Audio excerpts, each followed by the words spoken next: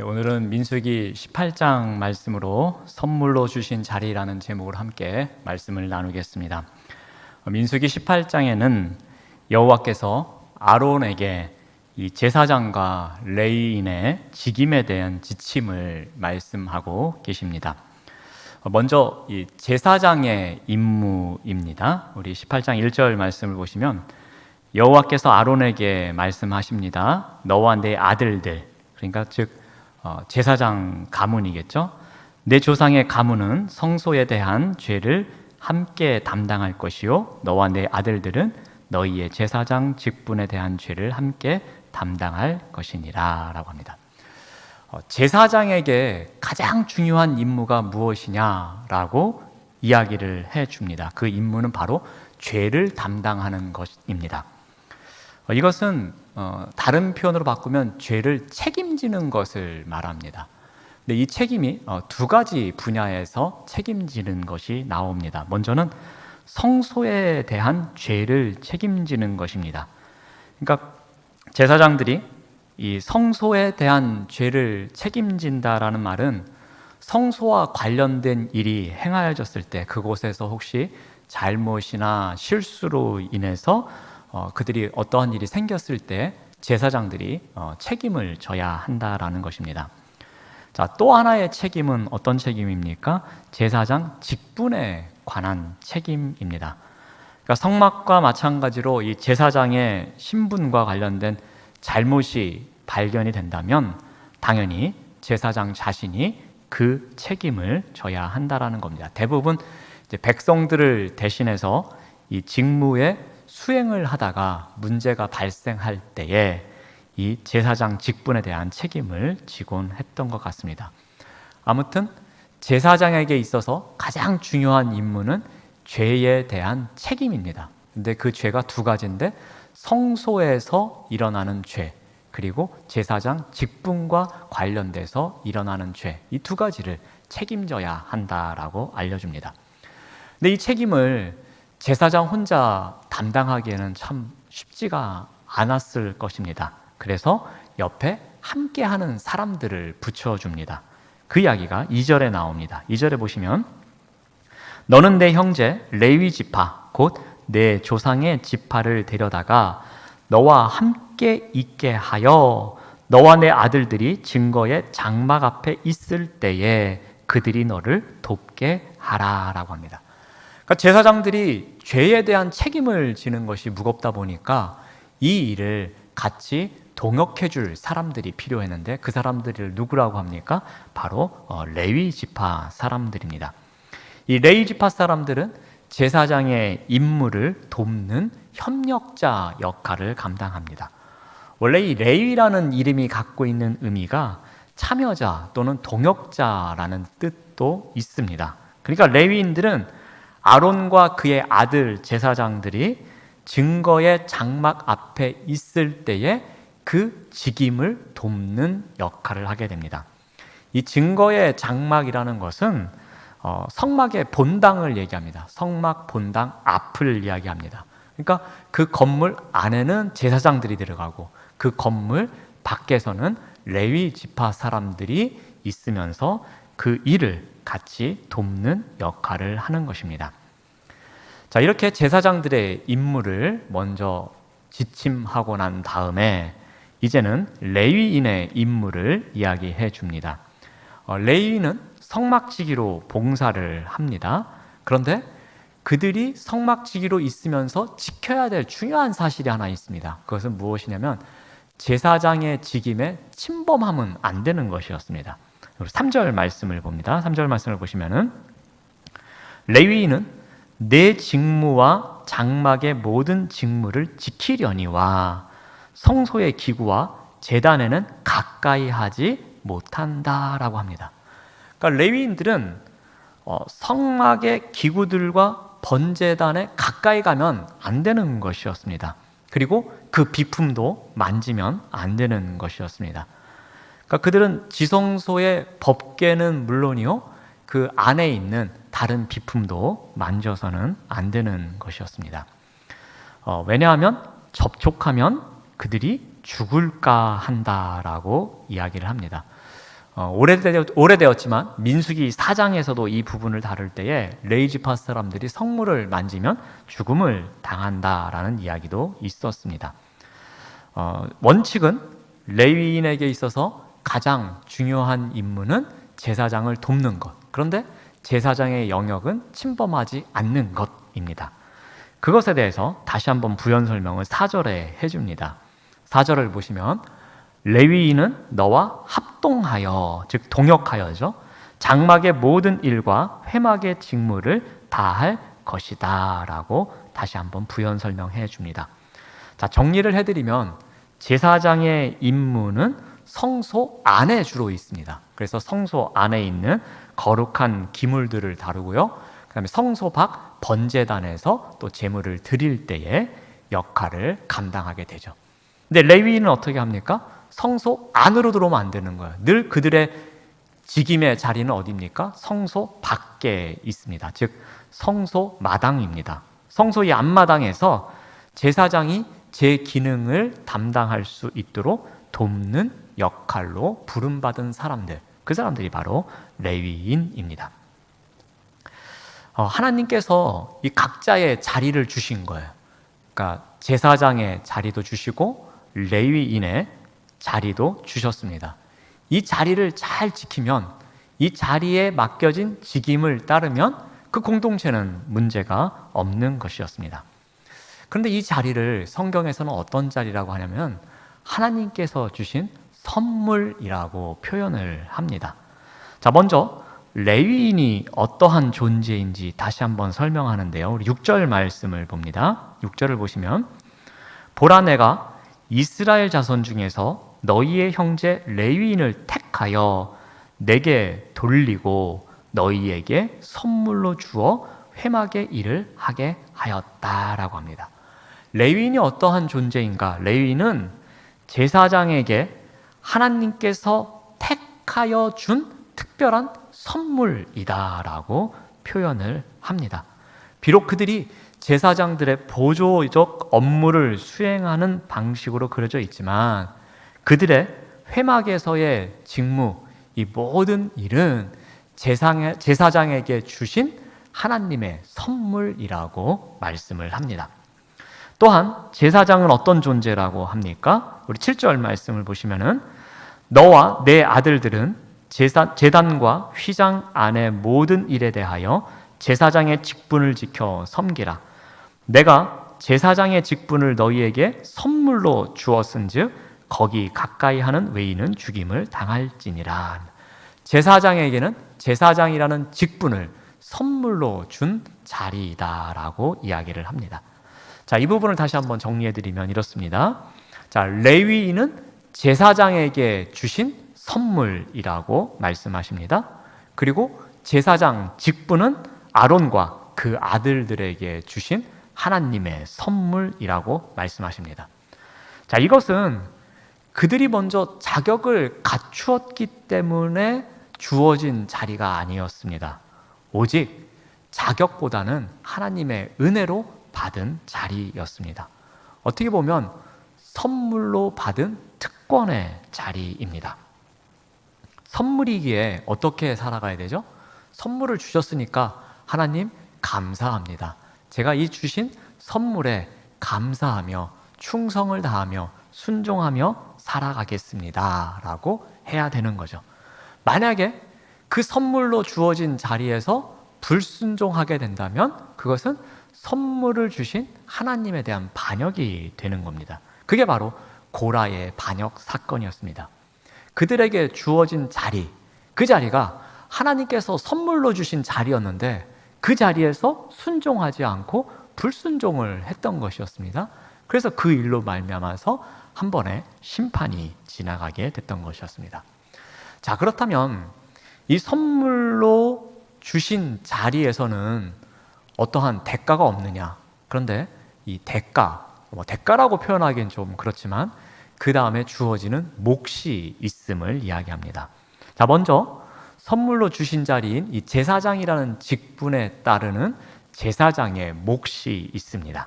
그 몫이 8절에 나옵니다. 8절을 보시면은 여호와께서 또 아론에게 이르시되 보라, 내가 내 거제물을 곧 이스라엘 자손이 거룩하게 한 모든 헌물을 내가 주관하게 한다라고 합니다. 그리고 이것은 영구한 몫이다라고 이야기합니다. 여기에 거제물이라는 내 거제물이라는 표현을 말씀을 드리겠는데요. 이것은 내가 제물로 받은 것을 말합니다. 즉 예배 때, 제사 때 봉헌되어진 것을 거제물이라고 이야기를 합니다. 근데 이 거제물은 더럽혀지거나 잘못 사용되어지면 안 됩니다. 그래서 이 거제물은 누구에게 드려진다고요? 하나님께 드려지는 이 예물이 제사장이 관할을 하게 된 것입니다. 그리고 이것은 영원한 몫이라고 합니다. 이 제사장에게 이야기하는 영원한 몫에 있어서 이 몫을 번역한 이 히브리어 단어는 우리가 소위 말하는 보수의 개념이 아닙니다. 여기서는 이것을 몫을 선물을 나타내는 단어로 보시면 더 좋을 것 같습니다. 즉, 이 제사장의 생계는 하나님께서 선물로 주신 자리이기 때문에 하나님께서 책임져 주신다라는 의미에서 이 몫이 선물이라는 의미를 담고 있는 히브리어입니다. 이것이 보수, 급여, 월급의 개념은 아니다라는 것을 조금 알아주시면 좋을 것 같습니다. 그래서 이 제사장의 몫에 대해서, 즉 정성껏 드려진 이 거제물에 대해서 몇 가지가 있는지 이야기를 합니다. 그래서 5가지를 소개를 하고 있습니다. 조금 지루하시더라도 본문을 강의하는 부분이니까 한번 이 5가지를 한번 살펴보겠습니다. 첫 번째는 제단에 바친 제물들 중에서 남은 부분이 제사장의 몫이라고 합니다. 즉 제사장에게 주어지는 선물입니다. 우리 9절을 보시면은 지성물 중에 불사르지 아니하는 것은 내 것이다 라는 거예요. 그리고 그것을 너와 내 아들들에게 돌릴 것이다 라고 합니다. 이 지성물은 최상급으로 표현이 되고 있습니다. 이것은 거룩한 것 중에서도 더 거룩한 것, 그러니까 가장 거룩한 제물을 이야기할 때 지성물이라는 단어를 사용하게 됩니다. 근데 이 지성물은 누구만 먹을 수 있죠? 제사장들만 먹을 수 있습니다. 그러니까 아론, 너와 내 아들들만 먹을 수 있는 것입니다. 그러니까 제사장으로 위임받은 사람만 먹을 수 있는 것, 그것이 바로 지성물입니다. 그런데 아론의 자손 중에서는 흠이 있어서 제사장직을 위임받지 못한 사람들도 있었을 겁니다. 그래서 그 사람들은 뭘 먹느냐? 그래서 10절에 봅니다. 10절에 보시면 지극히 거룩하게 여김으로 먹으라. 이는 내게 성물인즉 남자들이 다 먹을 것이다 라는 거예요. 그러니까 현직 제사장이 아니더라도, 그런데 이 계열은 제사장 계열이지만 위임을 받지 못한 남자들, 그 남자들에게도 이러한 보수가 아니죠, 선물, 몫이 주어진다라는 것입니다. 그래서 첫 번째는 이렇게 제단에 바쳐진 제물들, 그 중에서 가장 거룩한 것, 그것이 이 제사장의 몫입니다. 자, 두 번째는 제단 위에 태운 제물들 외에서 또 다양한 봉헌들이 있습니다. 그것에 대해서 11절에 보니까 거제물이 있고요, 요제물이 있고요, 이것은 내 집에 정결한 자마다 먹을 것이다 라고 합니다. 이 제사장의 집안에는 남자만 있는 게 아니잖아요. 그렇죠? 딸들도 있잖아요. 근데 그 딸들은 제사장 자리에 위임을 받을 수가 없잖아요. 근데 그들도 먹어야 될 거 아닙니까? 그래서 그들을 위해서 드려지는 것, 거제물과 요제물, 이것은 내 집에 정결한 자마다 먹을 수 있는 것이다 라고 이야기를 합니다. 이것이 두 번째고요. 이제 세 번째는 첫 번째로 드려진 소산물을 이야기합니다. 우리 18장 12절에서 13절 말씀을 보시면은 여호와께 드리는 첫 소산이 있습니다. 그래서 좋은 기름, 그러니까 묵은 기름보다 새 기름이 좋은 거잖아요. 그리고 제일 좋은 포도주와 또 곡식을 드린 것, 그리고 그 땅에 처음 익은 모든 열매는 내 것이니 내 집에서 정결한 자마다 먹을 것이다 라고 합니다. 그러니까 그해 수확물의 처음 것, 그것이 하나님께 드려지면 그것을 제사장에게 주는 것이었습니다. 농사를 짓는 사람들에게 있어서 가장 중요한 것이 첫 열매입니다. 왜냐하면 첫 열매가 제대로 맺혀져야 그 다음 열매도 맺히게 되기 때문입니다. 그래서 이스라엘 백성들은 첫 열매를 축복의 열매라고 생각을 했습니다. 그렇기 때문에 이 축복의 열매는 너무나 귀한 거예요. 그래서 자신들이 먹지 않고 늘 하나님께 바치게 되었습니다. 그리고 그것을 또 제사장들에게 주게 되었다는 것입니다. 이렇게 첫 소산물이 제사장들의 몫이었습니다. 즉 하나님께서 주신 선물이었습니다. 또 네 번째로 보시면은 백성들이 특별하게 드리는 것이 있었습니다. 14절에 보시면은 이스라엘 중에서 특별히 드린 모든 것은 내 것이 되리라라고 합니다. 이 특별히 드린 모든 것, 즉 여호와께 완전히 바친 것으로서 이것은 물을 수가 없는 거예요. 그러니까 하나님 앞에 특별하게 헌정된 것을 말합니다. 이것은 제사장의 선물이었습니다. 또 마지막으로 다섯 번째 제사장의 몫으로 돌아가는 것은 15절 말씀을 보시면은 첫 태생입니다. 모든 생물에 처음 나는 것은 사람이나 짐승이나 다 내 것이로되 처음 태어난 사람은 반드시 대속할 것이요 처음 태어난 부정한 짐승도 대속할 것이다. 또 16절 말씀을 보시면 그 사람을 대속할 때에는 어떻게 해야 되는지, 즉 내가 정한 대로 성소의 세겔을 따라서 은 5세겔로 대속하라 라고 이야기를 합니다. 그러니까 첫 번째 태어난 것은 무조건 하나님께 드리는 것이었어요. 그런데 그렇다고 장남을 제물로 드릴 수는 없잖아요. 그러니까 장남의 제물 대신에 대속물로 드리게 되는 것, 그것에 대해서 소개를 합니다. 그리고 부정한 동물의 첫 번째 태어난 것도 대속해서 드리게 됩니다. 근데 이제 오늘 살펴보진 않겠지만 16절 이하 보시면은 거룩한 동물의 첫 번째 태생은 그대로 드릴 수 있도록 해줍니다. 자, 이상 살펴본 5가지가 이제 제사장들의 몫이었습니다. 즉 하나님께서 제사장들에게 주시는 선물이었습니다. 자, 다음은 레위인의 몫입니다. 레위인의 몫은 또 다른 단어를 사용합니다. 이것은 또 보수라는 단어를 사용하게 돼서 제사장과 레위인의 몫은 조금 차별이 있음을 이야기를 합니다. 자, 레위인들은 성막 봉사를 위해서 특별히 구별된 사람들이었죠. 그래서 특별직이었기 때문에 12지파의 계수에도 들어가지 않았고 12지파에게 땅을 분배할 때에도 땅을 주지 않았습니다. 그리고 나중에 여호수아 같은 데서 한번 보시면 알겠지만 48개의 레위 성읍을 따로 구별해서 그곳에서 살도록 해 주셨습니다.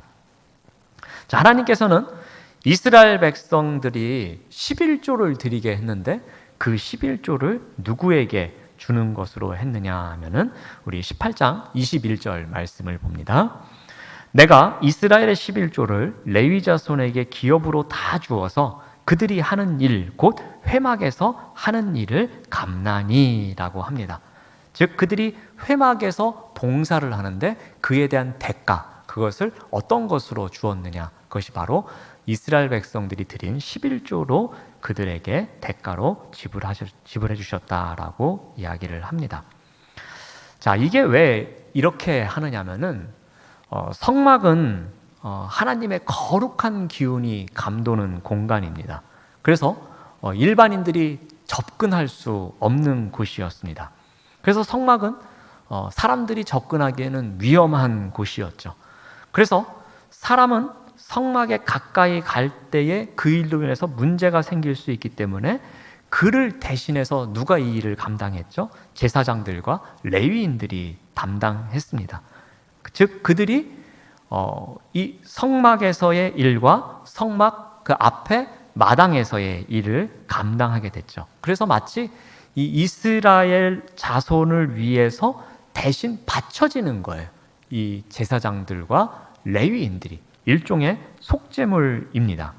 자, 그 이야기가 23절에 나오는데 23절에 보시면 레위인은 회막에서 봉사하며 자기들의 죄를 담당할 것이요 이스라엘 자손 중에는 기업이 없을 것이니 이는 너희 대대의 영원한 율례라 라고 합니다. 레위인들은 성막에서 봉사를 수행하면서 친히 백성들을 대신해서 자신들의 죄를 담당하는 역할을 하고 있다라는 겁니다. 그만큼 레위인들이 감당해야 될 위험이 엄청나다라는 거죠. 그들이 모든 백성들의 위험을 감수하고 그 일을 대신 담당하고 있는 것입니다. 그래서 이스라엘 백성들이 하나님 앞에 바치는 그 11조를 보상으로 주어지게 된 것입니다. 이스라엘의 백성들의 11조가 드려지고요. 그것을 레위인들이 보수로 받게 되는데 그 보수를 그들은 또 어떻게 하느냐.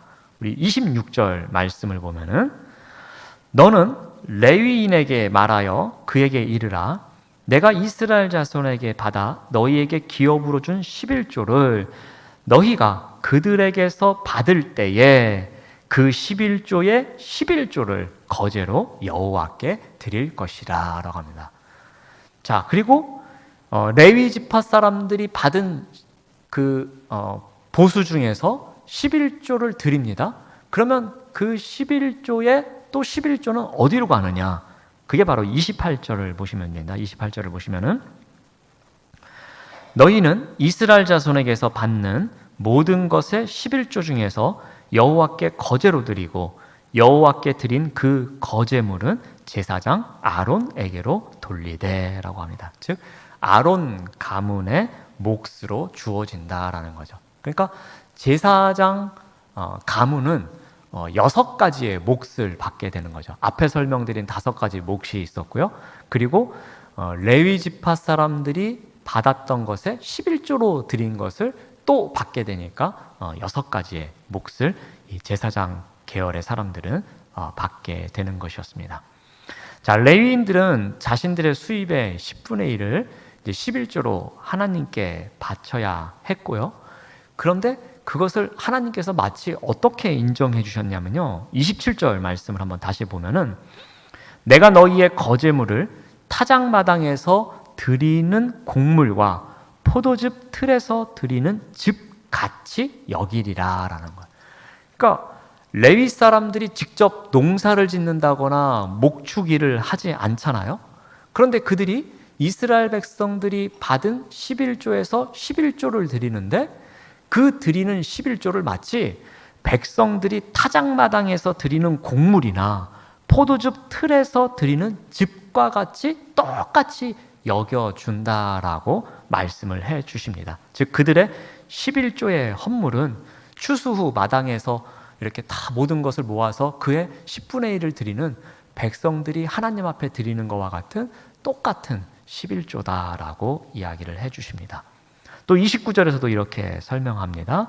이 11조에 대해서 하나님께서 어떻게 인정해 주시는가 하면은 29절 말씀을 보시면 너희가 받은 모든 헌물 중에서 너희는 그 아름다운 것 곧 거룩하게 한 부분을 가져다가 여호와께 거제로 드릴지니라 라고 합니다. 그러니까 레위인들이 바치는 11조는 마치 백성들이 타작마당에서 그 드리는 곡물과 포도주 틀에서 드리는 곡물과 똑같은 그러한 11조이며 그리고 그 11조는 아름다운 것이며 그 11조는 거룩하게 하는 것이다 라고 그들의 11조에 대해서 하나님께서 인정을 해 주시는 부분이 나옵니다. 자, 오늘 본문을 상당히 긴데 짧은 시간 동안 내용을 휘리릭 살펴봤습니다. 오늘 본문의 핵심은 이겁니다. 레위 지파와 이 제사장들 그들이 주어진 그 자리는 분명히 하나님께서 선물로 주신 자리이다라는 거예요. 그 선물로 주신 자리에서 그들에게 맡겨진 임무가 있다라는 거예요. 제사장들에게 맡겨진 임무, 그것은 무엇이었습니까? 죄를 감당하는 것이었어요. 그리고 레위 사람들에게 맡겨진 임무는 무엇이었습니까? 제사장들과 함께 합동하여 협력하여 그 일을 감당하는 것이었습니다. 그리고 그 일을 감당하는 이 제사장들과 레위 사람들에게 선물로 주신 자리에서 순종하는 만큼 그 자리에 맞는 선물을 또 주신다는 것입니다. 그것을 몫이라고 성경에서는 표현을 합니다. 그래서 그 제사장들의 몫이 있었고요. 그 제사장들의 몫은 6가지로 이 성경에서 나타내고 있고요. 그리고 이 레위인들의 몫은 한 가지 백성들의 11조를 또 이렇게 받는 것으로 이야기를 해줍니다. 이 선물로 주신 자리에서 이들이 순종하며 살아갈 때에 그 자리가 진정으로 빛나는 자리였었고, 그 순종하는 자리에서 그 일을 감당할 때 하나님께서 주신 선물이 빛나는 삶을 살아갈 수 있었습니다. 스펜서 존슨이라는 사람이 있습니다. 이분이 누가 내 치즈를 옮겼을까라는 책을 지어서 거의 전 세계적으로 유명한 사람이 되었습니다. 이 사람이 또 선물이라는 책을 출간했습니다. 이 책의 내용을 잠깐 소개해드리겠습니다. 이 책의 주인공은 한 소년이 등장합니다. 어느 날 소년은 지혜로운 노인을 만나게 됩니다. 이 지혜로운 노인이 소년에게 이야기합니다. 세상에서 가장 소중한 선물을 너에게 주겠노라 라고 이야기를 합니다. 내가 이 선물을 받게 되면 너는 정말 행복한 삶을 살아갈 수 있을 것이다 라고 이야기를 합니다. 그런데 내가 어려서 이 선물을 정말로 이해할 수 있을지 조금은 걱정이 된다 라면서 그 선물에 대한 이야기를 합니다. 이 소년은 정말 이 선물이 궁금했습니다. 그리고 이 선물을 내가 갖는다면 내가 진정한 행복한 삶을 살아갈 수 있을 거라고 생각했습니다. 그리고 그 선물이 무엇인지 궁금했습니다.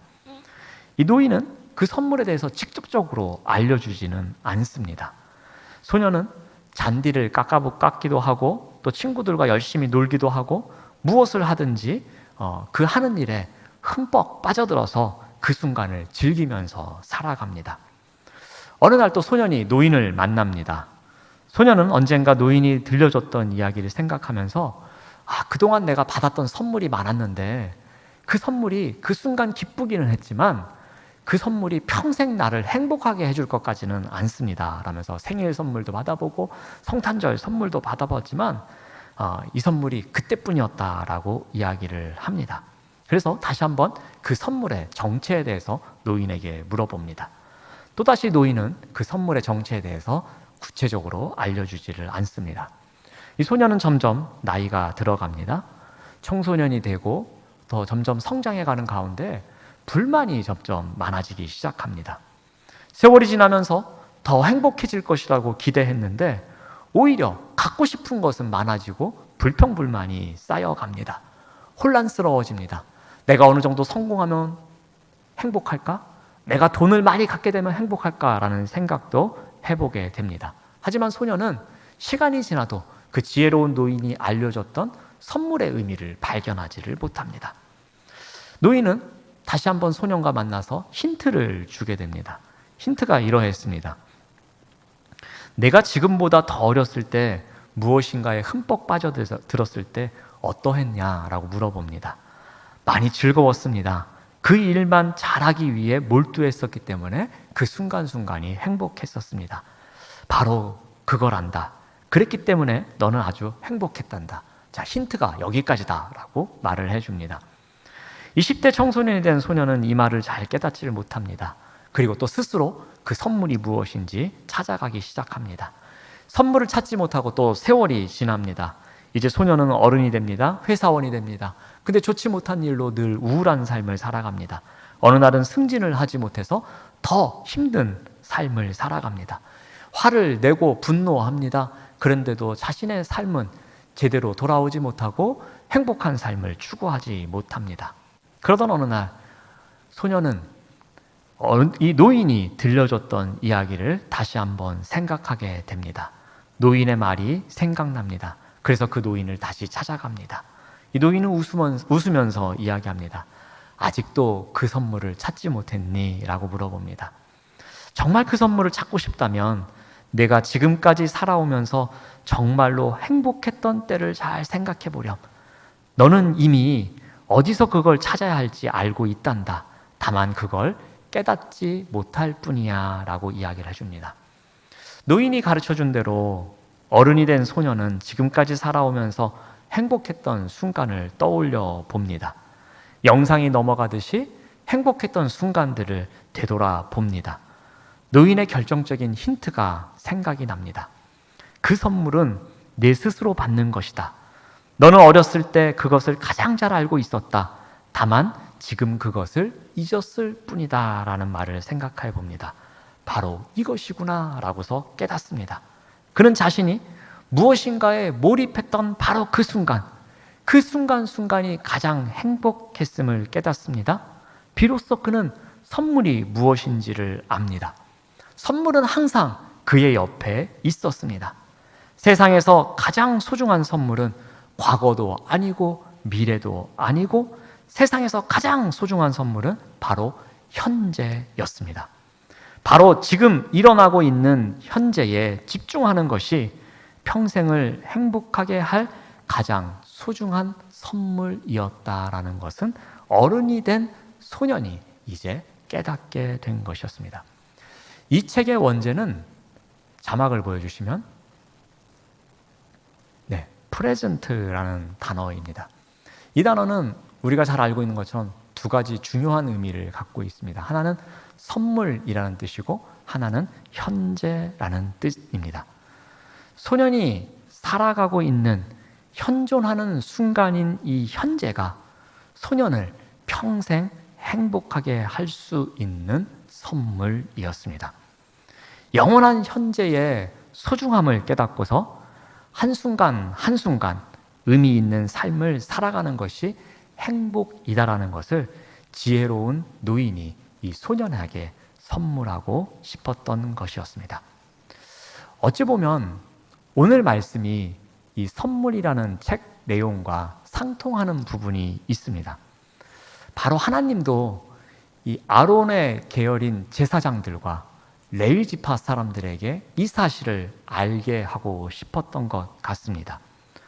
성막 안과 성막 밖에서 봉사하는 일이 어떠한 것인지를 알려주고 싶었던 것 같습니다. 즉 하나님께서 선물로 주신 자리, 그 자리가 성막 안이든 성막 밖이든 하나님께서 선물로 주신 그 자리에서 일하는 그 시간, 그 자리에서 책임을 다하는 그 시간, 그 자리에서 순종하는 바로 그 시간, 그 현재의 시간이 하나님께서 그들에게 주고자 하는 최고의 선물이었다라는 것입니다. 그들이 자신에게 맡겨진 그 자리에서 책임을 다하면서 이 자리는 우리에게 주어진 특권이야. 내가 이러한 특권, 이러한 선물을 받을 자격이 없음에도 불구하고 하나님께서 우리에게 주신 선물의 자리임을 그들이 알고 그들에게 주신 역할을 감당하는 순종의 자리에서 살아가는 그 시간, 그 자리에서의 그 시간이 가장 중요함을 가르쳐주고 싶었던 것 같습니다. 아마도 이 말씀은 우리에게도 똑같이 적용되는 것 같습니다. 코로나19 때문에 불편합니다. 코로나19 때문에 교회가 비난을 받는 것 때문에 때로는 분노하고 싶기도 합니다. 그러나 바로 지금 우리가 서 있는 자리가 어떠한 상황 가운데 있든 그 자리는 가장 소중한 하나님의 선물이라는 자리라는 것입니다. 바로 지금 우리가 살아가고 있는 이 시간이 가장 소중한 하나님의 선물이라는 것입니다.